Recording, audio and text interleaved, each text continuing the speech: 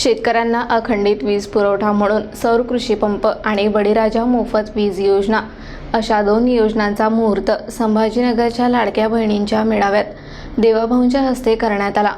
यावेळी मागेल त्याला सौर कृषी पंप योजनेअंतर्गत शेतकऱ्यांना 60,000 पंप दिले जाणार असून त्या पंपांचा विमा उतरवला आहे।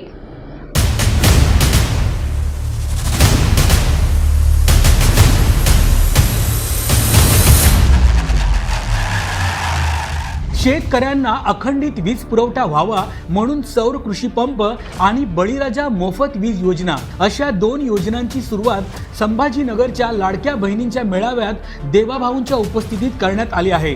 यावेळी मागेल त्याला सौर कृषी पंप योजनेअंतर्गत शेतकऱ्यांना 60,000 पंप देण्यात आले आहेत। त्या पंपांचा विमा उतरवण्यासोबतच पुढील 5 वर्ष पंपांच्या दुरुस्तीची जबाबदारी देखील सरकारने उचलली। छत्रपती संभाजीनगरमध्ये सर्वाधिक सौर कृषी पंप लावण्यात आले आहेत।